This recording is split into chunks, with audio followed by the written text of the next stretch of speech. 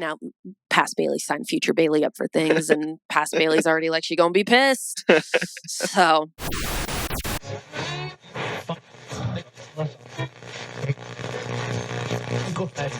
You're listening to a Cult Talk Network podcast. File access granted. Hello, all you believers, idealists, skeptics, and all those who question the universe around them. My name is Bailey. And I'm Ty. And this is Cult Talks Conspiracy. Woohoo! I feel like we had in 2024, we had such a nice, like, little holiday break. I feel like it's been so long since I've been behind the mic. Because it has been. It's been like, guys, you guys don't know this in real time, but I was plagued and lost my voice. Yes. And could not record. I was sending voice memos to everyone, and they're like, what are you doing? What demon has possessed your body? Well, I conquered the demon. I'm back for all of you guys, and we're back to talk about some really crazy, wintry, eerie stuff.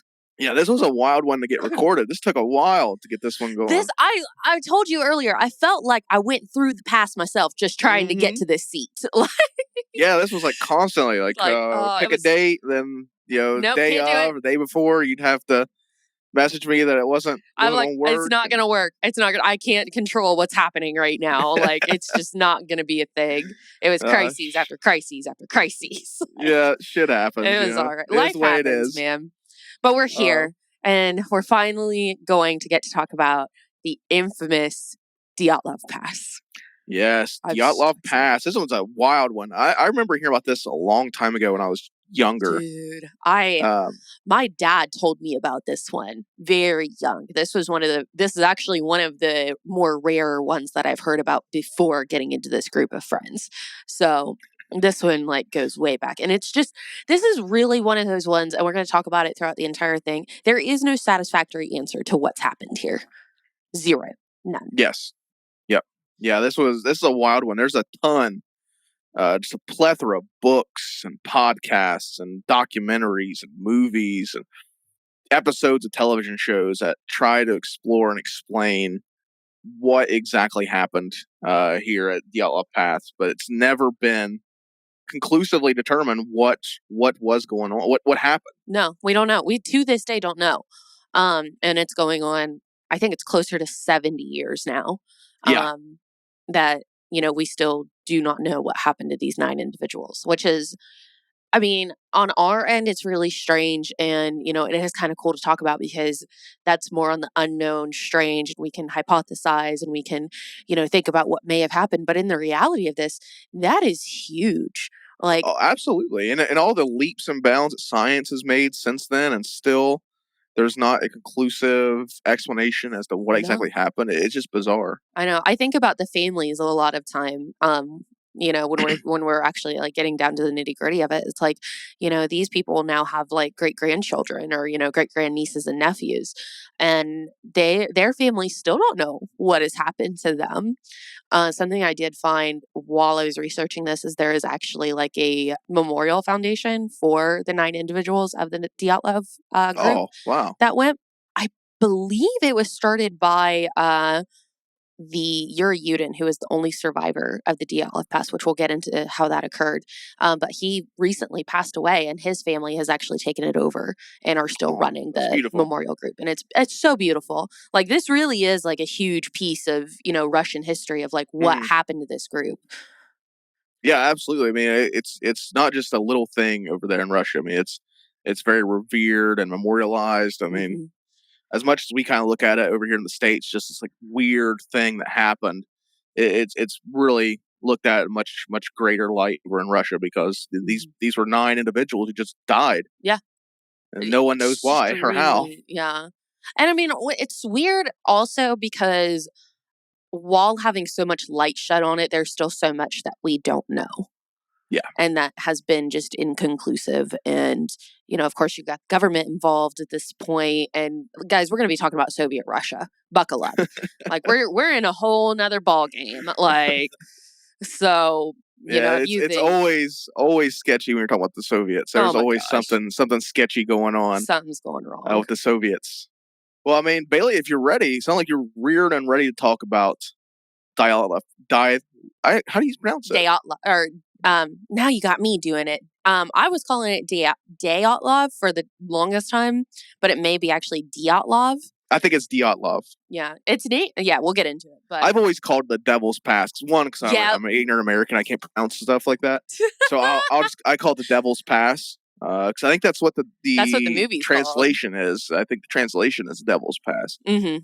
But yeah, that's why I've always called it, just because, I have trouble pronouncing things sometimes. That's all right. I am upset I didn't get a chance to watch that movie before recording. I didn't. I watched it. I didn't enjoy it. Yeah. It's like a found footage thing, if I remember right. Ben was saying he didn't enjoy it either. So. No, I didn't enjoy it. I thought it was pretty boring, which a lot of found footage stuff is kind of boring. I like found footage stuff. I think it's you like found footage? I do. Wow. I like Cloverfield. That one's interesting. Mm-hmm. Troll Hunter. That's probably one of my favorite found footage movies. That's the only found footage movie I can watch back and back and back. You should watch Afflicted. Afflicted's a really good one. Afflicted, never seen that one. Then, guy turns into a vampire. It's freaking cool. Exists is my favorite. Exists is probably my favorite found footage movie. It's a Sasquatch movie. It's phenomenal. It's by the guy who did Blair Witch, so it's got he's like the godfather of found footage. So it's really good. But The Devil's Pass, I don't remember enjoying it when I watched it. Well, we're gonna watch it again. Yeah, I've seen a couple Dyatlov Pass movies in the past. I know there's one called the Frankenstein Theory. Oh, that's a Dyatlov Pass movie. Mm-hmm. That one wasn't very good as found footage. Also, people like doing found footage movies with these things. There was a series on Amazon that came out in 2020. It only got one season, but it's in Russian, and I think it actually is called Dyatlov Pass. Ben and I were looking at it last night, but that is one that I do plan on watching. But you gotta use the subtitles. On that one. Subtitles are all right sometimes. I start falling asleep because I'm reading. That's my relaxation time. So I'll start going to bed. But anyway, something that I also translated from Russian to US is a lot of the files for the Dyatlov Pass incident. There are so many just files that have been released on this incident. And yes, they are in Russian. And yes, you can find translations. And yes, I did look at them. And I mean, I'm so ready to get started. This is just so... Let's do it. Go ahead and unseal it, Bailey. Let us finally unseal the file. Dyatlov Pass.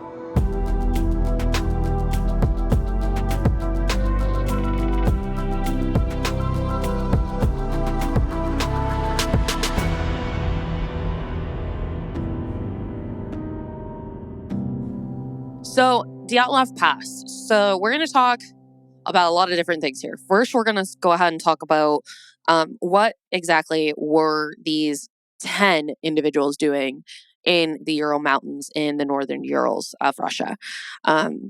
So, the year was 1959.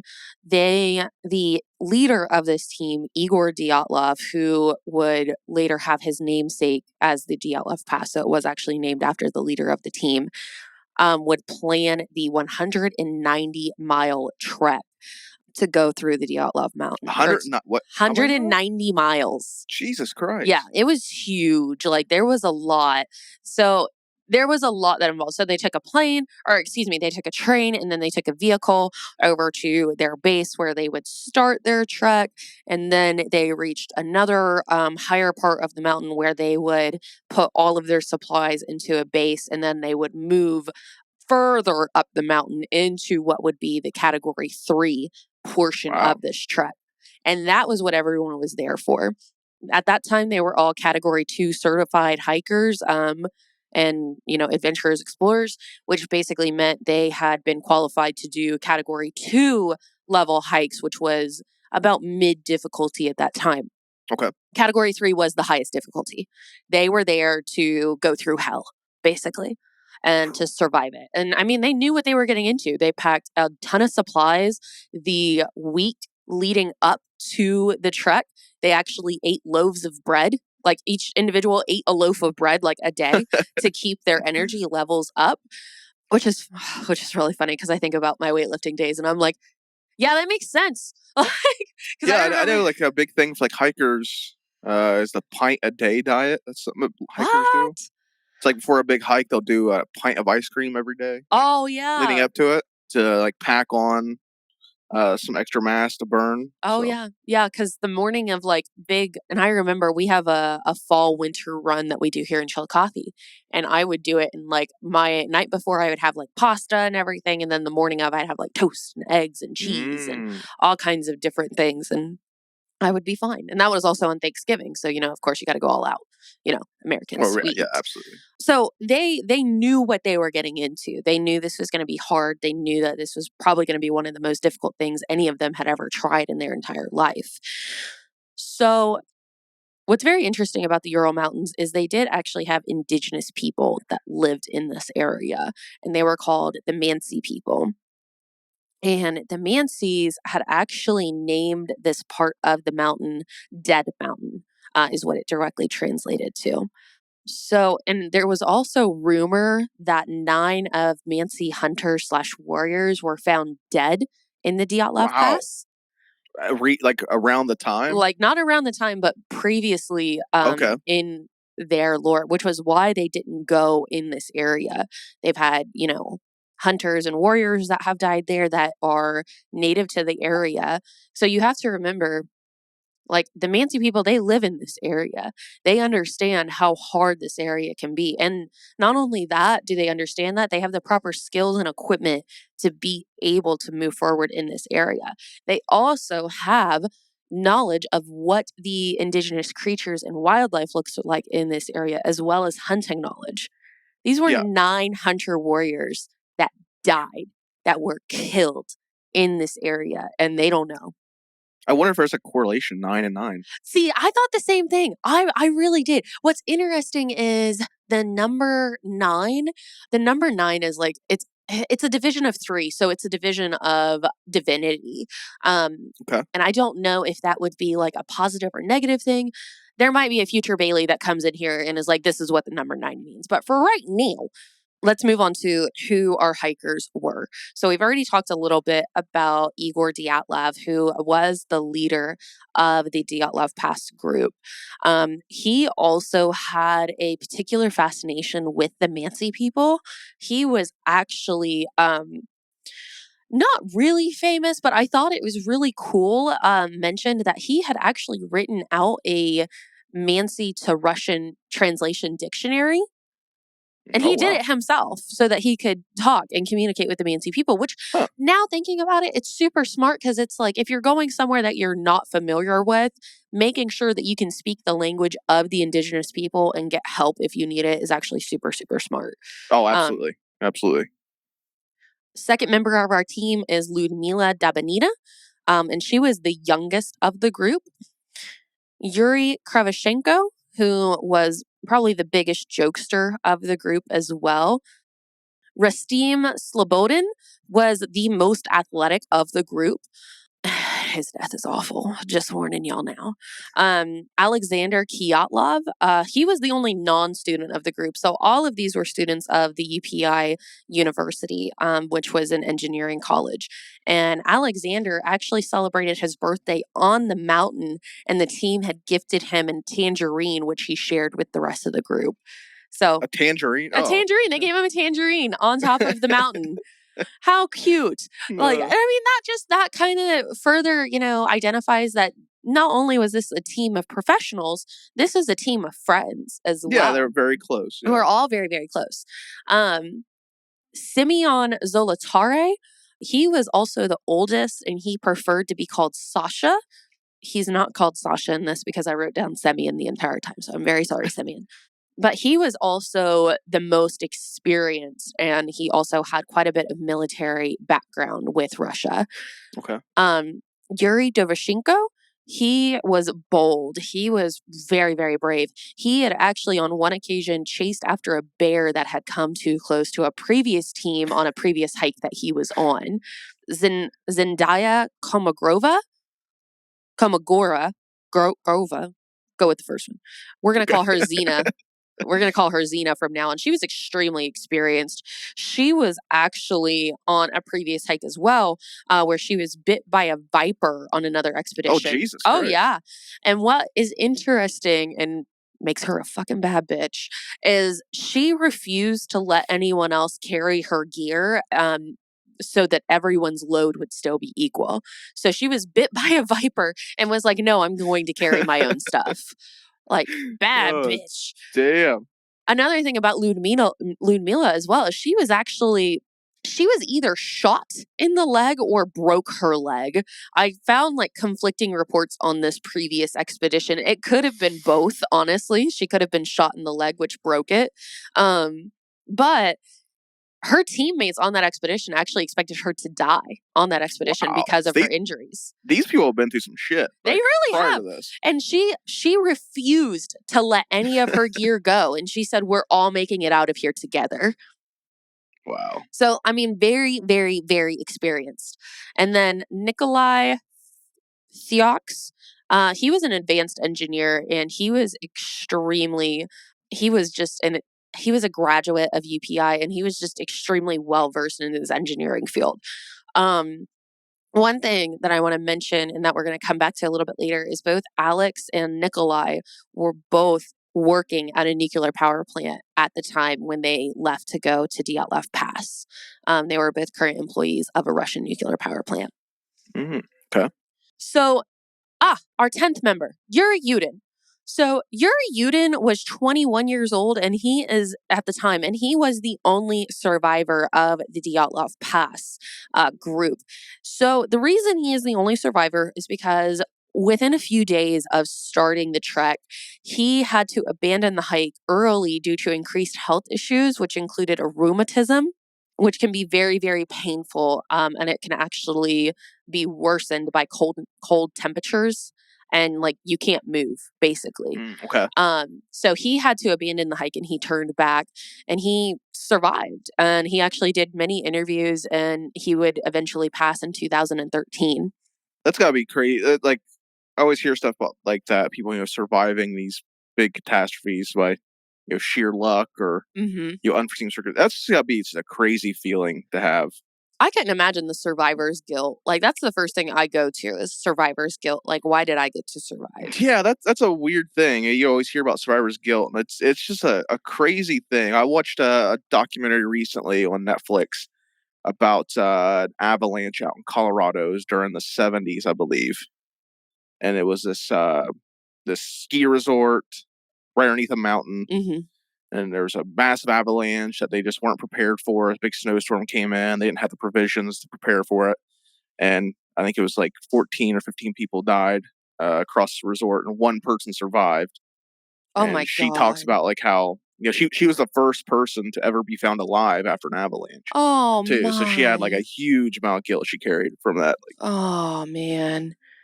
And like the thing is, it's like it's not your fault that you survived. Right. It's also not their fault that they died. Like exactly. Yeah, unforeseen circumstances. So unforeseen circumstances. You talk to the universe about that one, girlfriend. Like I don't know what to tell you. Like you got a higher power you have to answer to at that point. Like so Igor had suspected that the trek was going to take about 16 days. So he had arranged with the sports club. Upon his return, he was going to send word to the sports club that him and the team had made it back safely.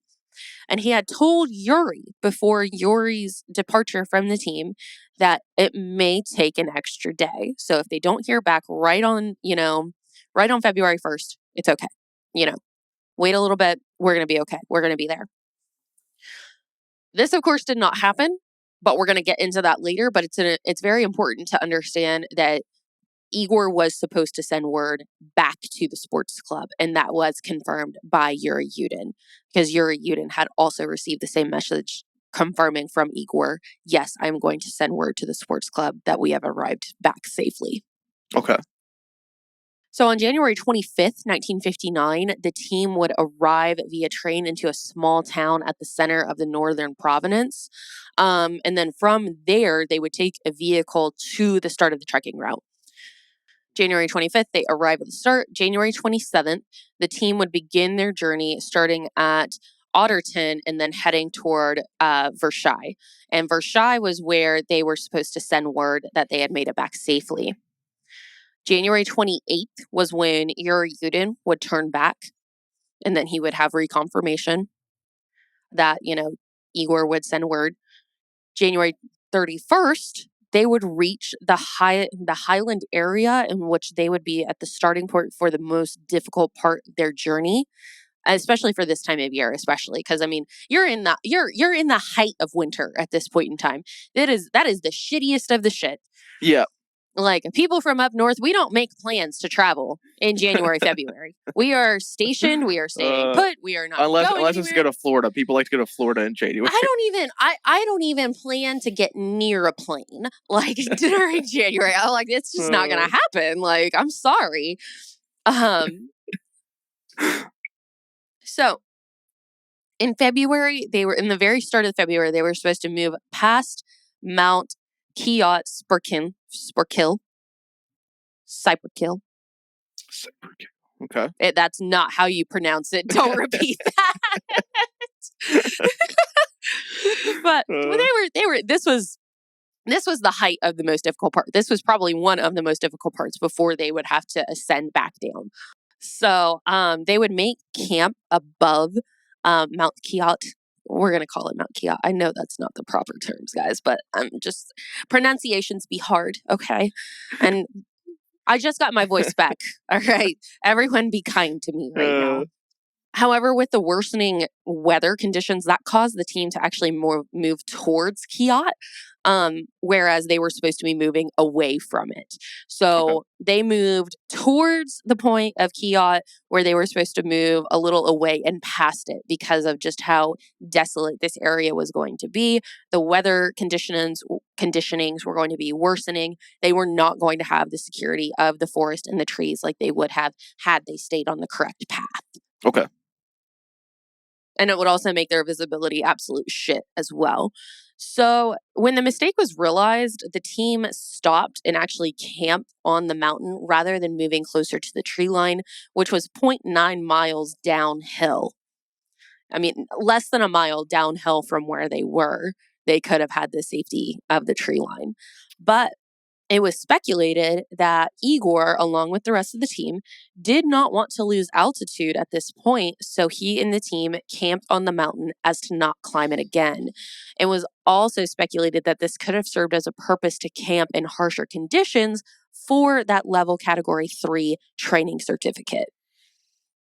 So they were just trying to... I guess what was the point of that, I guess? I'm not... That's a great question, Ty.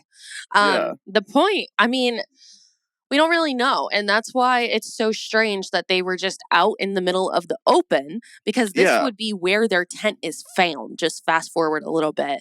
So it doesn't really make sense as to why they're camping all the way out in the open when the tree line is just 0.9, less than a mile. Like, it's only, for the meters people out there, it's only 1.5 kilometers. Yeah, it seems like it's just weird decision. But also, if you've ever climbed anything before, you know how hard it can be climbing something uphill in the winter. You're going to lose a lot of energy. You're going to lose a lot of time. You're going to, backtrack yourself, basically. And we have to remember the conditions at this point. This was in the middle of a storm. The visibility was super low. It was very, very cold outside, regardless of all the gear that they had. And they also had all the gear, too. They were carrying a lot of stuff on them. True. So I understand, and I don't, why they decided to camp on the mountain. But I still go back to the point of, you are in a horrific snowstorm, and all of you guys are super, super smart. And I understand you want that Category 3, but these conditions are not okay to camp in right now. Yeah, it seems like a very bizarre decision. It seems very, I don't want to say I don't know. It just doesn't seem like a very smart decision to make. It doesn't seem like. It feels like there's a missing piece to that puzzle, is what it feels like. There's a piece of information that we don't know that the team knew on why they could not go back into that tree line and why it made more sense to camp out in the open. Okay.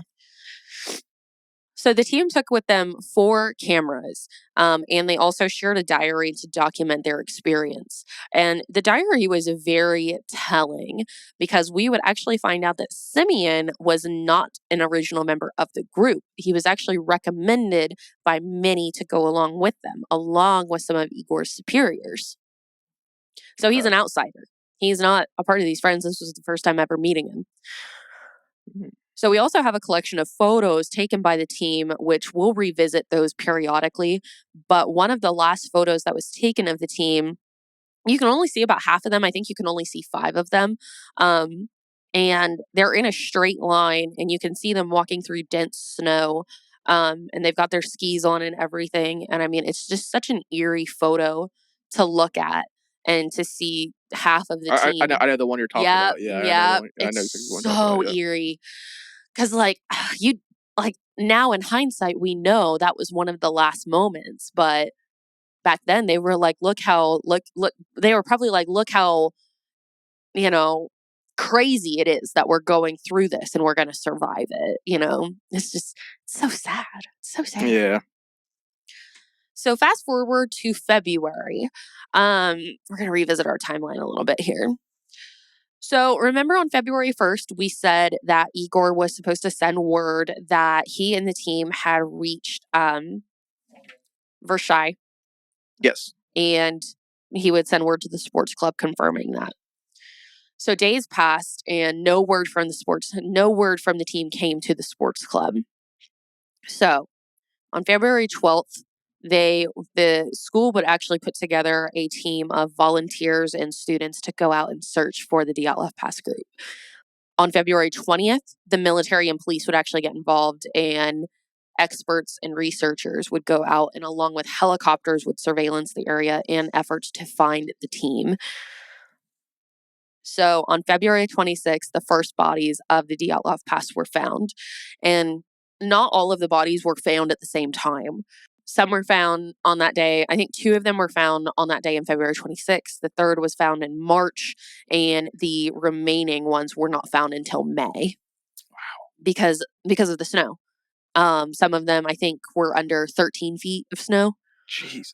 Just because, I mean, you're in that height of winter and you're on top of a mountain. And we're going to talk a little bit about avalanche theory as well and snow movement. We're going to get into that in a minute.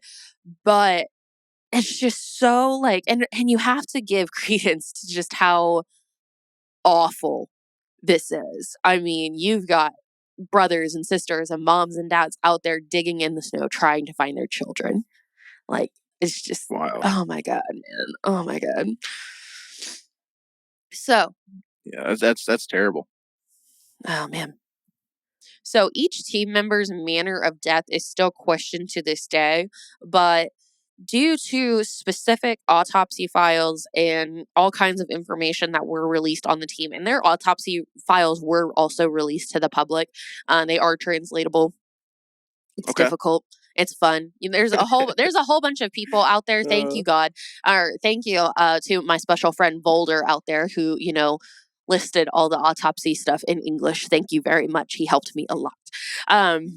Igor Dyatlov was actually the third body found, but we'll talk about him first since he was the leader. His body was found face up with his head towards the tent where it was all out in the open. So his body and the next 2 bodies we're going to talk about, they were actually found near a cedar tree that was, again, that 0.9 miles off. So, I mean, it's weird because they were found looking like they were trying to make their way back over to the tent from the cedar tree where they had been. Yeah. And the tent is weird all in itself because when they found the tent, it had been ripped open from the inside. Like people were trying to escape or look out of the tent from the inside. So they made these cuts from inside the tent that would protrude outwards. This was later confirmed by both scientists and seamstresses. They had actual seamstresses look at the tent and be like, how were these cuts made? Which is smart as heck. Yeah, that's actually really very good use. Like, if anyone's going to know, it'd be them. So. Right. Yeah, they're going to know how that was cut. So Igor was found with his clenched fist that were actually visible from above the snow line. His knuckles were a brown red, which is consistent with bruising, and it's very common in hand-to-hand fighting. He also had blood on his lips, and his coloring was that of a bluish red. When Igor's sister actually saw his body, she stated that his hair had turned white. Jesus. Which I haven't been able to find an explanation for that one, on what could turn your hair white, because, so Xena has super dark hair, and she was out there. I think she was the second body found, so she was also found in February. So she wasn't out there for super long, but her hair had not turned white. Well, if I know anything from watching Evil Dead, fear will turn your hair white. Happens to Ash in Evil Dead too. Well, him and Ash have something in common. They do. So yeah, I've always heard that. Fear. Fear can turn taking the color out of your hair. But oh yeah, after I had a few gray hairs pop up in December. Let's just say that. I had a few pop up, and I was not very happy. I was like, oh, frick. However, even with all of these outward injuries, there were still no internal injuries that was found on Dyatlov's body. So he was found wearing an unbuttoned jacket, no shoes, and one cotton sock on one foot and a wool sock on the other. Doctors later determined on his autopsy that his cause of death was hypothermia. And we're going to see this a lot too with members of the team leaving with either socks or no shoes on. Again, remember the climate that we are in. If they are running outside without their shoes on, something is wrong. They are getting away from something, in my humble opinion. Just you don't do that, And they also left behind their life-saving equipment with this tent as well. Yeah. So the first body found would actually be that of Yuri Doroshenko. He was suspected to have fallen straight out of the nearby cedar tree. His body was a brown purple, and his injury pertained to someone or something falling on him. His ears and nose and lips were covered in blood, and a foamy gray fluid was actually found on his right cheek. He was also found to be wearing no shoes, wool socks on both feet. However, the left sock was burnt. He was also found with livor mortis spots on his neck and torso. And livor mortis is kind of similar to rigor mortis, whereas livor mortis only takes about an hour to set in. It's basically when gravity pulls blood that was flowing and is no longer pumping, and holds it still. So sometimes you'll see that on people's backs or on their sides, basically where the blood has just pooled and sat there. So it's was it you ever seen bed sores? Is that what bed sores are? When you're laying on one spot so long that the blood pools there? Yeah. Yeah, basically, except it seems with this, it just kind of freezes there. Where it was pumping, it stopped pumping, and now it's just a big cold, yeah. So oh my god, these are crazy. But livor mortis can actually be used to help determine cause of death, and is frequently discovered with people who have died due to hypothermia. So it was also discovered that Yuri's body was moved after death, given the snow patterns, and also given the fact that his livor mortis spots were on his neck and torso. So he should have been found laying in a certain position, but he was found laying in the opposite position of where his livor mortis spots would have suggested he was laying. And also the snow patterns there as well. Because it was so... This is the crazy part, is they basically got there and found these first 4 bodies frozen in time. There were, tracks still in the snow of 9 different hikers going 9 different ways. You could see feet prints from where some of them were barefoot. You could see where some of them have been dragged. It's just, it was they got there and it had happened just yesterday, but it had been over a month. Every aspect of this thing is just so bizarre. That's what I think makes this such an ever living mystery, is that it's just so bizarre. It's, oh my gosh. The more you read into it, the more bizarre. You read into some conspiracies, we talk about here on the show. sometimes you hear a conspiracy, you're like, oh, that's bizarre. That's real.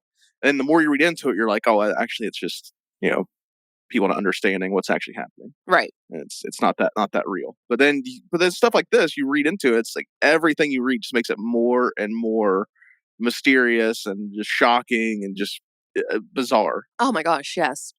The photos, because you can, at your own leisure, time, and convenience, y'all, we ain't posting them. You can find photos of the bodies that were found. No, you're not. No, you're not. I refuse. It's not happening. I don't know. I follow, I probably won't post them. I follow some true crime podcasts on Instagram that are just so flagrant about posting pictures of dead bodies. Stop it. Nuts. People just have no regard. Just you're scrolling through your Instagram, you're seeing, movies and, funny reels, and then boom, just a dead corpse. Oh my God. Like, that's someone's kid, guys. Yeah. We are all someone's kid. Like, oh my gosh. The freaky ones are the ones that are like frozen in like fetal position. Cause like they took days. I think they took weeks to thaw out before they could actually be laid in the coffin and be laid to rest. It's freaking crazy. It's crazy.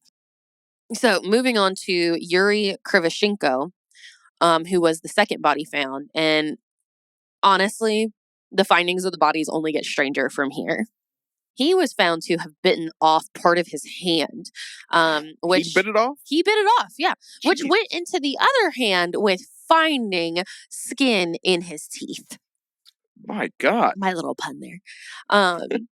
So there are theories that he may have been trying to regain the feeling in his hand for when he was in the cedar tree, because there was skin traces in the bark of that cedar tree from different members of the team, indicating that they could have climbed the tree to either see something or get away from something. So it's theorized that he was either biting his hand to regain feeling as he was not wearing any gloves, or he was trying to muffle cries. So Krivoshenko was also found to be wearing an undershirt, long sleeve shirt, swimming pants, long underwear, no shoes, and a torn sock on his left foot. It was unclear if the sock had been torn before or after he had put it on. He did at one point have on more clothes, but they had been removed from the other trekkers. Other theories that we'll see is paradoxical undressing. And that's a very common theory with Dyatlov Pass. Do you know what paradoxical undressing is? Isn't that where you try to isn't that where you get so cold, or so it's like when you're freezing to death, your body temperature rises. Yep. So you take off your clothes to try to cool yourself. Yeah. Basically, your brain is dying, so it's trying to take every last ditch effort to survive. So it randomly starts firing off a ton of neurons. And that firing off of the neurons creates a sudden feeling of warmth, and then causes you to go crazy and you feel like you're on fire. And then you start taking off all of your clothes when really you are in a extremely cold environmental situation. And this is super common with hypothermia. This has actually happened a lot with people who have climbed Everest before. Okay. Yeah, I remember that's one of the main symptoms of hypothermia and shit, right? Yep, they'll start undressing because their brain's dying. It's trying to save itself. It's trying to tell you hey, your body needs to get warm. So I'm going to fire off all these neurons, and then you're going to take off all your clothes, and then you're really going to freeze to death. Good job, brain. That's what happens when your brain starts to panic, guys. Just remember, don't ever make a decision in panic. So our fourth body found was that of Zendaya Komagovo. So Xena was found to probably be one of the best dressed of this first few that we found in the group. She was wearing 2 hats, a long sleeve shirt, sweater, shirt, and the sweater had a torn cuff on it. Also unclear if she had torn the cuff or it had been torn prior to her wearing it. She was not wearing any shoes, and her coloring was that of purple red, and her death was also attributed to hyperthermia. So little back history here is Zena and Igor had actually had a relationship with each other in years past. It even went as far as Igor meeting Zena's family. And at the time of the Dyatlov Pass, Zena and Igor were not romantically involved at this time. Okay. But again, they're friends. They're all people that know and trust one another. Moving on to Rustem Slobodin. His body was found face down, appearing to be heading to the tent from the cedar tree. Rustem's injuries are some of the most gruesome, to be honest with you. His autopsy could not explain these rather than him repeatedly falling down. So his skull was fractured in 3 different places. He had bilateral injuries on his head and the back of his skull. So he had injuries on both sides of his head, and he had a small fracture on the back of his head as well. So these types of injuries are extremely uncommon. Having bilateral injuries on your head, so you've basically been hit on the same sides of your head or on like both sides of your head, extremely uncommon. Typically when you fall, you only hit one side of your head. Right. You're not going to flip over the other side and smack it. Right. Yes. But his palms had some damage on them, but it wasn't sufficient enough to point really towards a fall. Where most of his injuries were actually on his shins and the front parts of his legs, which if he's falling, you would think you're going to put your palms out first to catch yourself. Why would you fall straight down and let your shins and the fronts of your legs and thighs catch the most of that? Pointing to his arms may not have been usable, or he may not have been able to use his arms. I don't know. That's all Bailey speculation there. I'm just saying. So he was found wearing a long sleeve shirt, sweater, 2 pairs of pants, 4 pairs of socks, and 1 felt boot on his right foot. So it is important to note that all Dyatlov, Karamagova, and Slobodin were found seeming to be going back to their tent from the cedar tree, which we'll get into the cedar tree a little bit later. Okay. And they were found less than 3,000 feet from that tree. The remaining 4 members of the group would not be found until May 4th under 13 feet of snow, and they would be found in a ravine about 250 feet further into the woods. So it looks like the second half of our group did make it a little bit further into the woods, and they had actually even built a den for themselves to give themselves a little bit of shelter as their tent had been destroyed and they now had nothing. So they built like a snowbank den with sticks to try to keep warm and to try to get away from the harsh conditions that they were in. So our 6th body found would be that of Ludmila Dibanina, our youngest member of the group. And her autopsy is very, very, very bleak. So her body was discovered by a Mansi native who saw her brown sweater poking out of the ravine that was near the den that the crew had made. She also wore 2 long sleeve shirts, a brown sweater, and she wore the brown sweater that she wore actually came from Igor, but also carried traces of radiation in it as well. Her body was found laying on a natural ledge of the ravine, but Ludmila's death is especially strange due to the fact that her tongue was missing upon discovery. Muscles under the tongue were also not present, and there would be coagulated blood found in her stomach. So it's uncertain if her tongue was ripped out, as the injuries are traumatic enough to suggest, or if something less sinister occurred here. However, there is evidence within the autopsy to suggest that she was still alive at the time of her tongue being removed. She also had a hemorrhage to her right atrium of her heart and multiple fractured ribs with internal bleeding.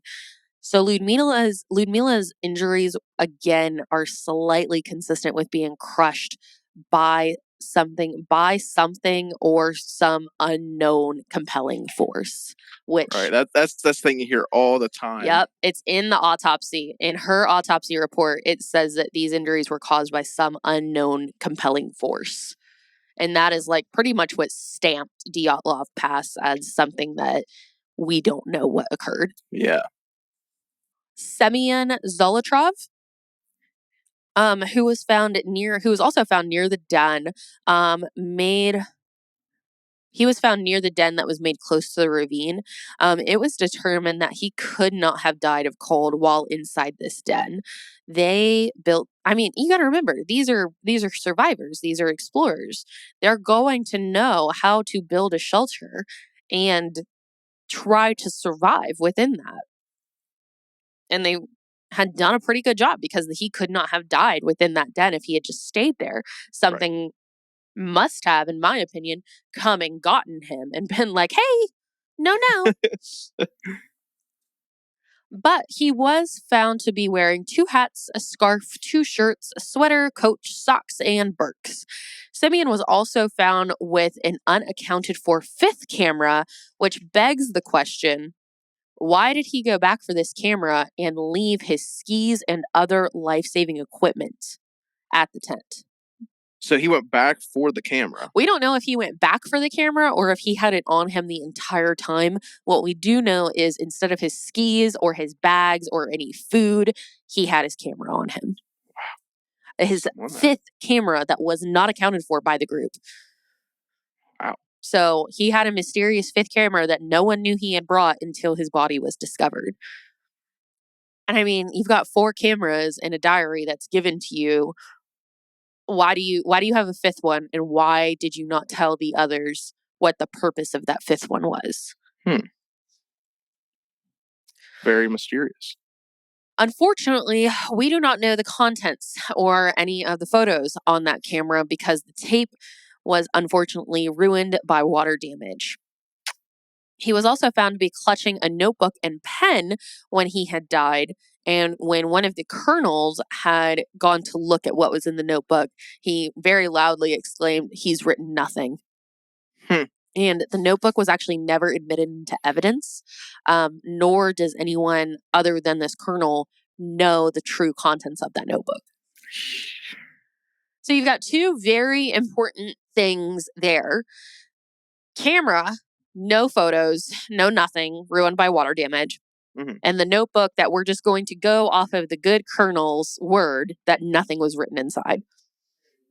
It's also important to keep in mind that Semyon was also the only member of the team with military experience and a backing military career. His family was actually heavily involved with the Russian military as well, which will come into handy a little bit later. Alexander Kyatlov, excuse me. His autopsy was extremely bleak as well, just like Ludmila's. He didn't go into a lot of detail on the nature of his injuries, but we do know that his nose was broken and his neck had been deformed, quote unquote. Another word for broken. There would also be an open wound found behind his ear. Alec was found wearing 2 shirts, 2 sweaters, a ski jacket, which was open, and there were also traces of radiation found on the waist of his pants. So we don't have a real satisfactory answer for the radiation that was found, other than the fact that he had worked at a nuclear power plant. However, there were about 5,000 beta particles per minute found on Alex's clothes, which beta particles per minute is basically just like traces of radiation. It's kind of like radiation poop. Was how it was explained to me. Like that, it just gets left behind. But what's very interesting, and we'll go over this really quick before we get into Nikolai, is when the researchers and the scientists tried to, I guess, get rid of the radiation that was in the clothes, they found that soaking the clothes in cold water for about 3 hours decreased the radiation amount as much as 60% on these clothes. So in theory, there should have been no radiation on these clothes. If it's decreasing by 60% just by soaking in cold water for 3 hours, why are there such traces of radiation in such harsh, cold temperatures? Also, how much radiation was there to begin with if we're getting, about 5,500 beta particles per minute just off of them being in the snow for over a month? How high was that radiation when it first got onto them? That's what I want to know. Yeah, yeah, So bizarre. I know, because y'all know, my dad worked at a nuclear power plant, or works at a nuclear power plant, excuse me. You don't, because the biggest theory is they left the nuclear power plant with clothes that they had worn to work, and that's why there was radiation trace amounts on them. You don't get 5,000 beta particles per minute just by leaving your job at a nuclear power plant. And even back then, there's little instances where you're going to be around actual radiation and not have protective gear, even in 1959. I digress. So our last body found would be that of Nikolai Theobox. I don't know how to say his last name. It's Russian, guys. I'm sorry. But Nikolai, it was suspected that he and Semyon were actually already outside before whatever happened to them. Nikolai was found to be wearing a woolen hat, 2 shirts, wool sweater, fur jacket, gloves, socks, and boots, Russian hiking boots. His autopsy showed a deep, depressed, multi-splintered fractures. However, there was significant lack of damage to the soft tissue where these fractures were. That's extremely uncommon. Have you ever broken a bone in your body or fractured something? I have not. Thank God. Not yet, anyways, luckily. Same here. I haven't either. I've torn tendons before, and that's probably the closest I've ever gotten to being in that kind of pain. But when you see fractures like that, it's really weird to not see any small soft tissue damage done, because it's literally soft tissue. That's the first line of defense on your bones. So it's weird. So there were also cadavertic spots. Cadavertic spots, that's how we say that, on his upper body and extremities, which cadavertic spots are basically just another word for livor mortis, that blood that's pooling. And it was determined that the force at which he was hit could not have been applied from just a rock in someone's hand. It was also likely Nikolai could not move or may have had limited movement after this concussion. This method of death would have actually taken hours for him to finally pass away. Okay. So that is how everybody was found. Now, let's talk about where exactly the bodies were. So Doroshenko and Krivoshenko were the first 2 bodies that were found, so are Yuri's, and they were found about 5,000 feet from the tent near the cedar tree. And the investigators actually had found remains of a fire that had been built at that time. So at this point, it's kind of painting the picture to me that, okay, they had escaped the tent. They're over in the cedar tree. They're trying to get warm. They're trying to, find shelter within this tree, especially with the findings of the skin inside the bark. Even stranger, 16 feet up into the tree, there were branches broken off. These were very thick branches. This was a very healthy tree. And there was also evidence of cutting on that tree. So the branches were cut off. However, no knife was ever recovered from the scene. Also, we do find those trace amounts of skin in the bark, that was an incredibly interesting detail to find for me, because I just in my little layman brain would have never thought to test the bark for skin traces to see if they had climbed it. Right. I didn't even know that could be a thing until I read that, and I went, oh, okay. So Igor was actually found about 980 feet from the tree, and then Xena would be found another about 1,000 feet from the pair as well. And they had all seemed to be heading towards the tent. Rastim would actually be found buried in between Igor and Xena, and he was also heading towards the tent. Okay. The remaining 4 bodies would be found May 5th, between May 4th and May 5th, under 13 feet of snow in the ravine, about 500 feet into the woods. And these last 4 were actually dressed remarkably better than the first few that were found. And it was found that they had actually taken clothes from each one of the bodies that had passed before them.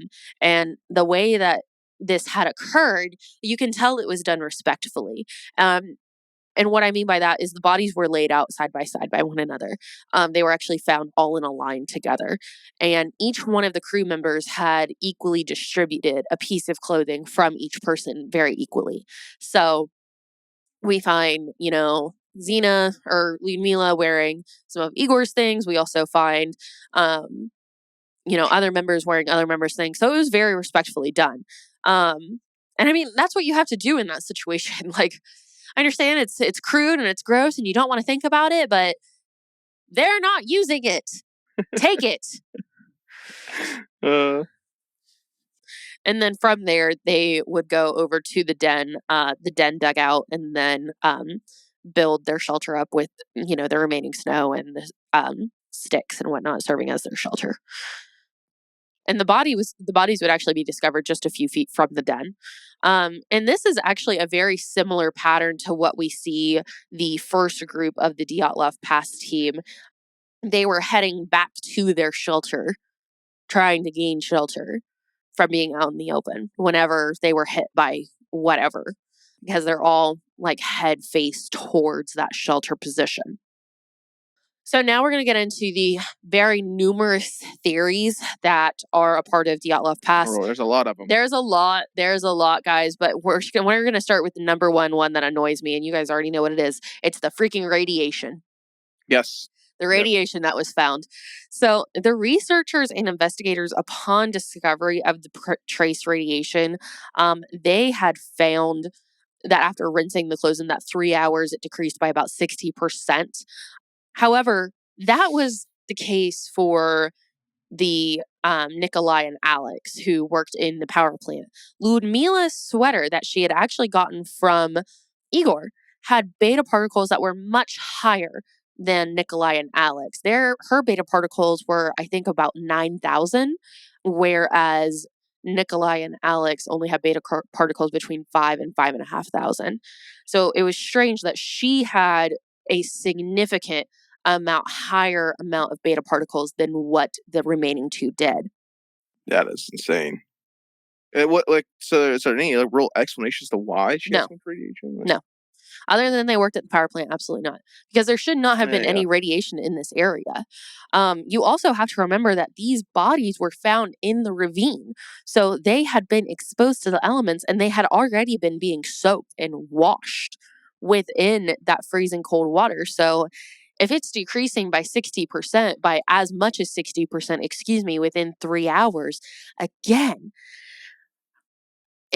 I think it's conclusive to say that they were hit by a strong amount of radiation, and we just saw a decreased amount of it upon discovery, in my opinion.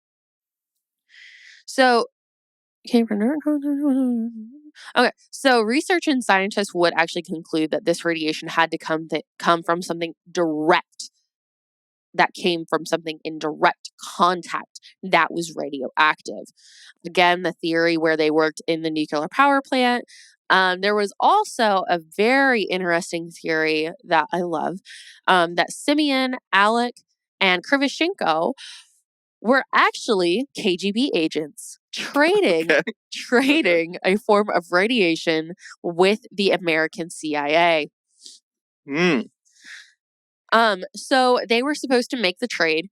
They were actually supposed to, within this group, Semyon, Alec, and Krivoshenko, they were all supposed to identify who the CIA agents were, and they were supposed to all take a picture together upon the trade to basically prove that this trade had happened, which explains the radiation, and it also explains the 5th camera. However, something had went horribly wrong with the trade, leading to the entire team's demise. This theory is especially eerie because we found in Doroshenko's autopsy that he had injuries that were consistent with KGB interrogation methods, that chest crushing and the blood pooling. I don't know about KGB interrogation methods, so I'm just gonna I say, heard it's pretty rough. yeah, It's like notorious. It's notorious, like bad that's a big bad. I don't stuff. want to know. That's a big bad. Yep. I don't want to know. I'm good with living over here and just not knowing. It's fine. So this theory is detailed in the book Dyatlov Pass by, I'm so sorry about this pronunciation, honey, Alexei Rakitin, and is the detail with Semyon joining the group at the last minute and the fifth mysterious camera appearing definitely does give credence to this, as well as Semyon's own family history. It was discovered that Semyon's own brother had actually given information to the Germans while operating for the Soviets, and it was theorized that Semyon could have been forced or blackmailed to carry on this deal with the CIA and KGB due to his brother's treason. Because let's be real, the Soviets don't care if your family were involved or not. They're going to get them involved. Yep. Like, really? You did this thing? Okay, your whole family's coming with you. Hope that was worth it. So, and this would also give a bonus to why Semyon still had the fifth camera, and it brings into further question the notebook that had been taken but never admitted into evidence. Because let's all remember, it was the Russian military and government that stepped involved in this search, and it was a colonel with the Russian military that took this notebook and claimed nothing had been written in it, and then took it and never admitted it into evidence. Alex and Krevashenko, excuse me, also worked in secret units of the nuclear power plant. I believe Alex was post box like 330, and then Krevashenko's was post box like 440. I might not have those numbers correct, but they've named their secret units of the nuclear power plant after post boxes. And that access would have given them the type of means to this radiation, which so they had full access. They have full access to all the things, and that is a creepy theory. And again, I just don't know. Let's talk about UFOs. Okay, there we go. Let's talk about UFOs.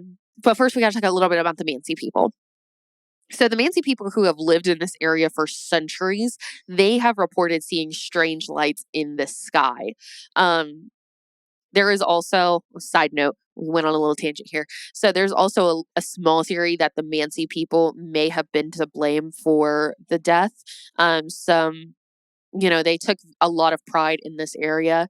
They did not want it messed with. This was their indigenous hunting area. So yeah, I can imagine that they could have been a little upset with, these people coming in and, not really know what they're doing.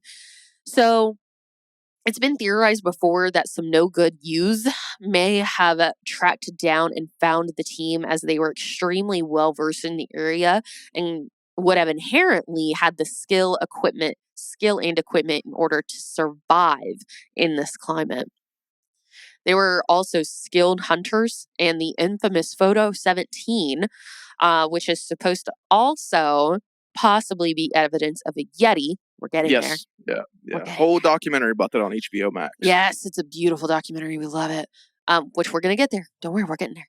It's theorized that Photo 17 could have actually been that of a Mansi hunter that was stalking the group, which may have also been the reason behind Dyatlov deciding to set up camp in the open where he can see all of his surroundings instead of in the tree line where it would have been less visible.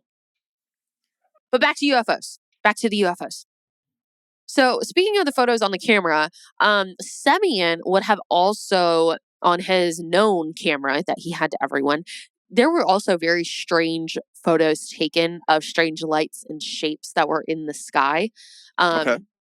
And there were a bunch of different strange light occurrences. The Mansi people have reported, seeing different lights and shapes in the sky that would have led to something being up there. There was also rumor of rocket testing being done by the Okay. government.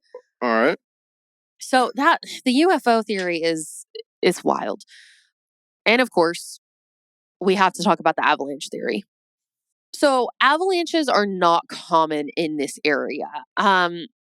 However, a small shifting in the snow, which would have the similar effect and feeling of an avalanche, could have been the cause. They could have also gotten lost heading back to the storage at the base of their descent because of the snow shifting.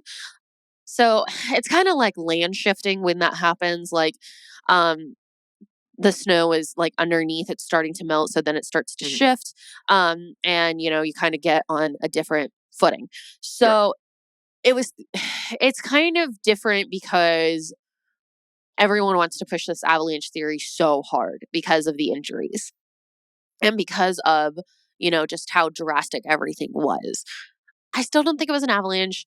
The injuries. I've never seen any. I get it. The injuries. These really blunt, heavy injuries, but like when an avalanche occurs, there's like more left from it, right? Like it doesn't disappear. Like the snow doesn't just melt away. No, and you're not. And it wrecks everything. The fact that there was only so the fact that the first 3 bodies were found under a light layer of snow, and the next few bodies were found under 13 feet. Yes, it's drastic, but it's not drastic enough to point towards an avalanche. An avalanche, you would have had 20 to 40 feet of snow. Like it would have taken way longer to find them. And not to mention, there would have been soft tissue damage. Right, bruising. At that kind of force, you would have expected to see soft tissue damage, not just internals. Also, given to the fact that I don't think it was an avalanche, is because the skis and the entrance of the tent were still found in what was most likely their original vertical position. The avalanche theory doesn't make sense with that, because had an avalanche actually hit where the campers were, we would not have seen those skis and the front of the tent be vertical. We would have expected to see them laying down and or even buried within the snow. True. Despite all of this, in 2020, the Russian government still and again confirmed that the incident for Dyatlov Pass was caused by an avalanche. They reconfirmed it in 2020. They're like, nope, avalanche. We talked about it in 1961. It was an avalanche then, and in 2020, it's an avalanche now. And it's like, bullshit, motherfucker. Like, show me, tell me. There were actually people who worked on the movie Frozen, as a part of like their snow effects, that actually studied part of the Dyatlov Pass. Jeez. Yeah. That's dark. I know. I'm like, oh wow. I always knew I liked Frozen. And finally, we get to the big one. Well, one of the big ones. We're going to talk about the Russian Yeti. So the Russian Yeti, I feel like, kind of just explains itself. But let's look at all of the evidence that we have found. So the group ran outside of their tent without any of their shoes, packs, or skis, or any life-saving equipment. Why would you run out of a tent, out of your survival point, without any of your life-saving equipment, other than being scared out of your fucking mind? Yeah, you're being chased by a Yeti. Exactly. An unknown compelling force is still listed on the autopsies as some of the cause of injuries. Unknown compelling force to this day has still only been just that. Definition: unknown compelling force. We don't know what it was, but we know that the force enough was strong enough to cause these injuries and result in some death. Photo number 17. Need I say any more? Photo number 17 is especially eerie. It was, I think, the very last photo found on the camera. And in this photo, you can see something lurking out from the tree line. It's a dark figure. It does not, I mean, it looks human, but like it looks humanoid. It doesn't look like it's something that we would see. It doesn't even look like someone in a snowsuit. It's just it's weird, guys. It's a Yeti. I don't know what it is. I don't It's very odd. I mean, I'm definitely, it'll be on our social media as well. But yeah, it's bizarre. It's one of those things too, where maybe it was just one of the guys, like one of the people from the crew, maybe behind, like maybe they were. It could be one of those. It's very, very interesting. And like I said, I'm sure I'll post it on our social media Oh, for everyone to see. absolutely. You can't tell this story and not post that photo. Like, I Oh, mean, absolutely not. that Absolutely can't not. happen. Yeah, I'm looking at it here. Yeah. And I mean, it is hard to get like a perfect photo. Like, first of all, it was hard to get a perfect photo back in 1959 regardless. But when you're scared and shaking and cold and all that good stuff, it's got to be even harder. Um, Another reason the Mansi people would rarely go up here, as of 9 of their hunters would have already fallen prey to whatever it was here, and they had already named the mountain Dead Mountain. Yep. Yeah. Very bad place. Very bad place. Don't go here. We are telling you it is not for you. Don't think about it. Don't be about it. Like, mm-mm. So to this day, there is still no satisfactory answer for what happened to the 9 hikers at Dyatlov Pass. However, we have a plethora of theories to pick from, including some that we had not mentioned today. So, Sounds like possibility of a part 2. We do have the possibility of a part 2. Because there's a lot. When I say like this is basically an iceberg of just all kinds of different happenings, all kinds of different theories, and none of them have been dismissed. And none of them can be dismissed because, like I said at the beginning, it feels like there's just a missing piece of this puzzle that we don't know, that the team probably knew, that we may never know unless someone goes back up there. And that's extremely dangerous because we've already lost 18 people to the Dyatlov Pass. So I'm not saying go up there. I'm not saying go up there. I would advise against it. I would definitely advise against it. However, if you own a helicopter and you would like to just, go like helicoptering around and just take a look, up to you. I don't know if the Russian government's going to say anything to you, so I don't advise it. Might hit you with a missile. They might. There were theories of rockets and everything, so they might hit you with one of them big rockets. And I don't know if you can, if you're an American and gonna do that, don't do it. They don't like us over there. Yeah. They probably do. I don't know. I've never been to Russia, but that was the beefy, the cold, the eerie, the strange Dyatlov Pass incident. That was fantastic. That was a hell of a deep dive.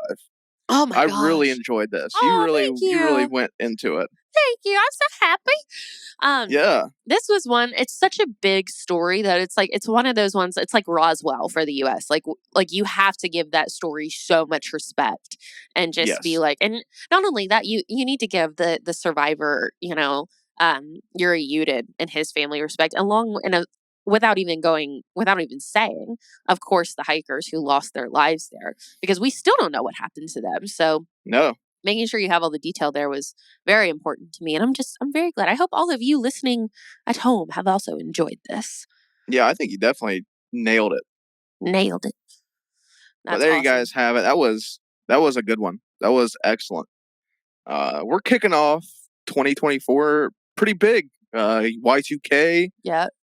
We'll be back here in 2 weeks for file 036. I'm going to be doing one that I was surprised Billy didn't know about. Mm-hmm. We're going to be doing the Georgia Guidestones. Yes. The America's Stonehenge is what many have called it. I'm so excited. I'm really excited. It's a very mysterious monument. A lot of mystery. A lot of really bizarre stuff around that. So I'm really excited to dive into that. And you never know, Bailey might be back here for a part 2 of this, because like she said, Dyatlov Pass. It's a lot of mystery, a lot of layers to this story. So much. Oh my gosh! And I mean, it was like everywhere I turned, every Google search, every book I got into, there was just something new. Like. Yeah. And you could go, I don't even know. It's like the Hall of Mirrors. Like, you're going to go in and like, be like, oh yeah, this is what I see. And then the next time you go in, you're going to be like, oh, I found something new. Like, that's just the Dyatlov Pass, guys. But thank you guys for joining us here, our second episode back, 2024. We hope you guys have had a fantastic start to your year. We're rolling. We got some big things coming here at Cult Talk Net. And of course, Cult Talk Conspiracy. We always have something cooking. So you might get some very interesting episodes coming this year. Definitely some big deep dives we have planned. Bailey and I were talking about planning everything out for this year. And Yep. it's going to be a good year for Cult Talk Conspiracy. We hope you guys all keep with us. Make sure you guys question everything. Join the talk, all the things. You guys can keep up with us on @CultTalkNet across the board. Instagram, Facebook, YouTube, Twitter, all the stuff. You can find it. Cult Talk Conspiracy. We're here every other Tuesday. Cult of Campbell comes out on Mondays whenever it feels like it. We have, obviously virtual Bruce Fest, if you haven't heard, is coming on the horizon. So we have some content planned around that. So if you guys like Bruce Campbell, make sure you guys check us. Keep in the loop at Cult Talk Net. And of course, Cult of Lore, every first and third Thursday. They'll be returning here next month. They took a little hiatus through January, but the boys are ready to get back. So if you guys are a fan of Cult of Lore, make sure you stay tuned to Cult Talk Net and the Cult of Lore feed for some upcoming content. But I think that does it for us, Bailey. I think so too. This was a fantastic deep dive episode. Just a little taste of what's to come for the rest of the year. Oh, yes. Very excited for what we have in store. But until next time, I've been Ty. And I've been Bailey. And as always, question everything.